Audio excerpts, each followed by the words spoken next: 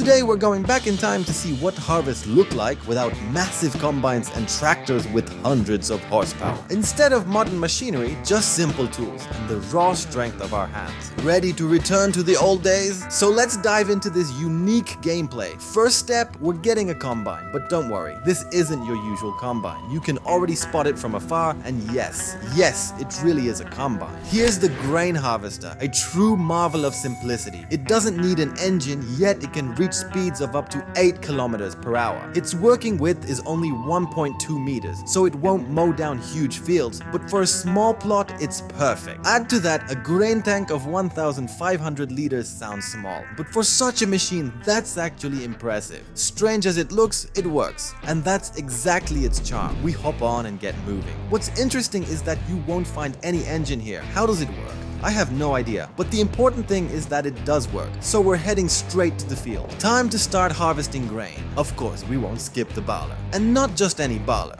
While we won't be tying sheaves by hand like in the old days, this baler is still just as unusual. We'll get to it in a moment. Does it all look realistic? Well, sometimes yes, sometimes a bit odd, but let's not nitpick. After all, this is farming simulator. I'm not sure if a machine like this would ever get road approval, but whatever. Cars keep overtaking us. There are no indicators, so you'll have to forgive me. The important part is, we made it. We fire it up and roll onto the field. Smooth, click. Everything's ready, and right away it's clear that a windrower would come in handy. Don't worry, we've got one too, but its working width is only twice that of the baler, so it wouldn't really save us much work. If you enjoy this episode though, we'll set up a full haymaking session. But first, let's tackle this massive field. Let's take a closer look. How do the animations look?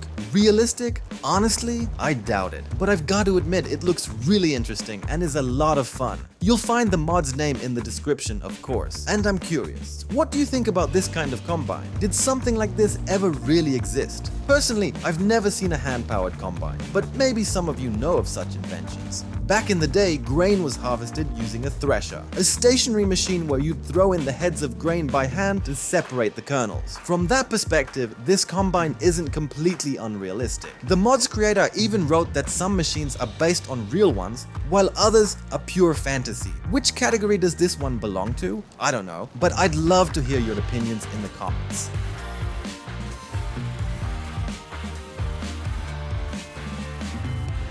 We've already finished more than half the field. Honestly, I was expecting to spend 2 hours here, but it's going surprisingly fast. For a machine with just a 1.2 meter working width, that's actually an amazing result. And I have to admit, the fun factor is huge. For smaller farms like this one, it's simply the perfect solution. This really is great fun. On small farms, equipment like this works absolutely perfectly. Whoa, buddy, I almost ran him over, but looks like he didn't even mind. Alright, here we go. Is this going to be the last pass? Will it catch it all or not? Ooh, perfect. Nailed it. We've reached the end. Let's check the tank. 70%. A bit low, so we won't fill it up completely, but that's fine. Probably the field wasn't fertilized. Still, let's grab a trailer to simulate what it'd be like if the tank was full. And here it is, our trailer. Of course, also hand-powered. This is the grain cart, a wooden trailer that may look modest, but can actually hold up to 2,500 liters of grain. It rolls at up to 10 kilometers per hour, so you won't be making long trips. But for field work, it's perfect. Simple, raw, with no fancy features. A true classic that does exactly what you want it to do, carry grain. We pull up, time to unload the tank. Not full, but next time with proper fertilization, the result will definitely be better.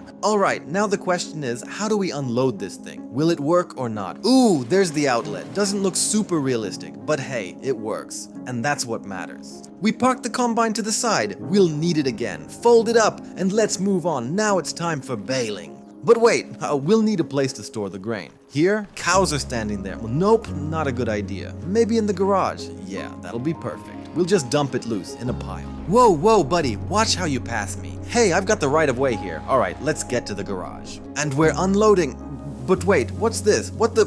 Lowell? That's a weird unloading animation. Where's that outlet coming from? Oh well, must be a secret hole in the trailer. Not much realism here, but whatever. We park the trailer, and now time for the next machine, the baler. In front of you is the smallest baler you could possibly imagine. It runs at 8 kilometers per hour with a working width of only 1.2 meters. Inside it holds 500 liters, just enough to form a bale. It doesn't look like a typical baler, but it works and does exactly what we need. Small, quirky, but effective. Perfect for our retro farm. And yes, this really is a baler, even though at first glance it doesn't look like one at all. When I saw it for the first time, I wasn't sure myself. But trust me, it's a baler, and if you don't believe me, you'll see it with your own eyes in a second. Alright, squeezing through between the machines. Wait, can I even make it? Phew, barely, but we did it. We fire it up. The baler's running, picking up straw, and pretty cleverly too, since it can even grab 2 rows at once. At first I thought I'd need to rake everything, but turns out there's no need. And look at that, the first bale is already starting to form. Looks like we'll get way more bales than grain, which is great. At least we'll take something extra out of this harvest. Ooh, the first bale just rolled out. And yes, for all the doubters, this really is a baler. Realistic? Honestly, I have no idea. The machine is tiny, and it's kind of crazy that a bale can even form inside it. With the combine, I could still believe it. After all, grain had to be harvested somehow back in the day, but this baler is a real oddity.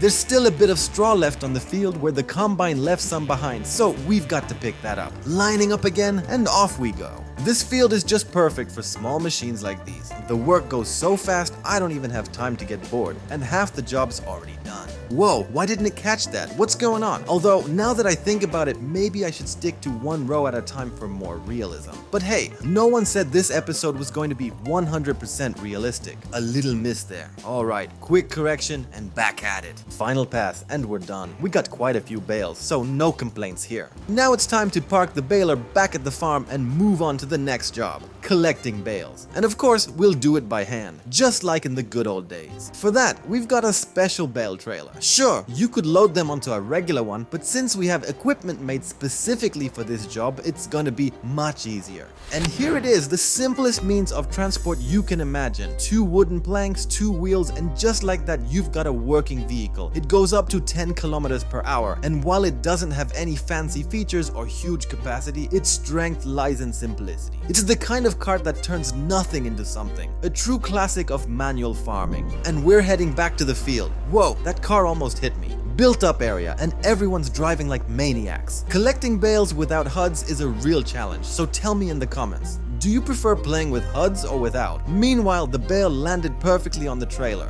Click! Another one. We're stacking them neatly so it looks as professional as possible. 4 bales across. Fits almost perfectly. Just the right length too. And now the last one. Quick look around. Field looks clean. If we missed anything, we'll find it later. Last bale on the trailer. Sure, they could have been stacked a little more centered, but I thought there'd be more of them. Oh well, the important thing is, they're loaded. We hop back in and keep going. And that runaway hand animation, yeah, I'm pretty sure that's not the mod's fault, but the game itself. Same with the steering. It doesn't look perfect, but what can you expect from hand-powered machines? We'll stack the bales next to the grain, in our barn. Well, technically in the garage, but for this episode, it's serving as a barn. We drive in, click, set them down nicely, leave some space to get out, and done. Looks pretty good. The bales are sitting neatly. Trailer goes under the shed, click, parked, and we move on. Now it's time for plowing. And here it is, the plow in its simplest hand-powered form. No hydraulics, no giant machine, just a wheel, a few tines, and a pair of hands to do the work. It can go up to 8 kilometers per hour and has a working width of 2 meters, which is actually a lot for something this primitive. Looks kind of like a bicycle crossed with a rake, but it works and can prepare a field for seeding. Raw, primitive, but effective. Right next to it is the seeder, so a little spoiler. Yes, we'll be seeding too. But first, let's get the field ready. Here we go. Oh, and perfect timing. Another car. Is it gonna run me over or stop? Ooh, it stopped at the perfect distance, exactly by the book. Respect for that. Alright, we're plowing the field so it's ready for sowing right away. But wait, stones. Oh no, I totally forgot about the stones. And there's a ton of them. Damn it, so many stones it makes my head hurt. And the texture bugged out too. LOL, what's going on here? Looks really wonky. Am I driving that crooked, or is the plow itself just weird? Well, it looks like it's on me. I'm driving like I'm drunk. Final passes. Maybe I can even finish it in one. Back up, click, and done. Gotta admit, the machine itself is pretty cool. But now comes the worst part. collecting all those cursed stones. And what just happened in the background there? Ooh, what was that car even doing? Anyway, the important thing is it passed and even kept a textbook perfect distance. Now, before we wrap up, the equipment should probably get washed, but since we're simulating old times, no pressure washers here, at best just a bucket of water or a quick dip in the river. We'll park the machine. Over here we've got the cedars, but first we need to deal with the stones. No way around that. And here's the hand tool for fighting stones. It moves at 8 kilometers per hour, has a working width of 1.2 meters and a capacity of 500 liters. Perfect for handling all the small stones scattered across the field. Looks like a cross between a wheelbarrow and a farm tool, but it does the job because without clearing the stones, you can't prepare the field for sowing. Simple, small, but essential. And again, so many cars coming. Hey, alright, I'm not waiting here forever. I've got the right of way, so let's go. Now, I'm curious, will it be enough to just collect the stones that are visible on the field for the game to count it as cleared? Because honestly, I don't feel like running across the whole field looking for every tiny pebble. So let's test it, just picking up the ones that are visible to the naked eye. And actually, that even makes sense. Back in the day, when people collected stones by hand, they didn't dig up the whole field. They just grabbed what was lying on the surface. Even with big machines, nobody runs around hunting for every last rock. And here, since we're simulating handpicking, only the visible ones really matter. Oh, there's one more. And another one in the corner. And technically, that's clean. The only question is, will the game recognize it? You could say it's a little cheat. But wait, what's going on here? A traffic jam? One car tried overtaking at a crosswalk, and now we've got a line of cars stretching a kilometer long. Perfect. Farming simulator turns into city traffic simulator. We're running to park our stone picker under the shed. The stones, we'll dump them later. Once the tank eventually fills up. For now, it can serve as an extra little trailer. We'll leave it here and keep going. Now it's time for the seeder. Although right next to it there's another machine that looks similar, but that's not a seeder. I'll talk about that one later. So here it is, the hand seeder. Speed 8 kilometers per hour. Working width 1.4 meters. Capacity 300 liters. Those numbers might not sound impressive in the world of massive machines, but here it's all about simplicity. It looks like a wheelbarrow with a funnel, but it still lets you sow a field just like on a real farm. A small step for a farmer, but a huge step for our retro farming. Alright, let's hop into the seeder and grab some seeds. We don't have a hand lift, and you can't really load anything with a pallet jack here, but don't worry, I've got a solution. We open up our garage. Yeah, looks a bit too modern for such a primitive seeder, but oh well. Now, first attempt without HUDs. Will it work or not? Ooh, yes, it worked. Even without any prompts. Alright, loading seeds into the seeder. Pouring in or not? Ah, wrong side. Doesn't look too realistic. Okay, let's try from the other side. This time it worked, though the collisions feel kind of weird. How much fits in here? Looks like more than I expected. Let's throw in another bag. Ooh, I grabbed the one at the bottom. It lifted in a really strange way. Controlling this with a controller is tough, seriously. But okay, this way it'll still work. One last bag and we're good to go. That's plenty of seeds. Back in the seeder and off to the field. Wow, the road's empty. Just one car. Oh, here comes another one. Can I make it across before it gets here? Quick, quick, made it. Now let's try sowing. Sounds are there, like something's actually dropping. Is the seed going down? Ooh, yes, it's sowing. So no need to switch anything on, just unfold and go. Simple, quick, and effective.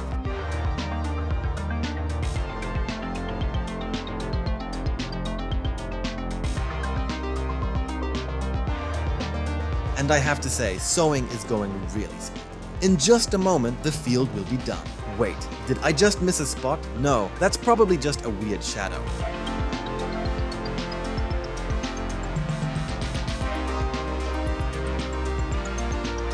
The turning animation though looks pretty funny. I'm sliding sideways like I've hit turbo mode. The field is almost blending before my eyes. One more pass, let's check out the animation. It rolls out pretty well, though the field texture doesn't quite match. And with this final pass, you could say the sowing, and with it a whole little summer holiday, has almost come to an end.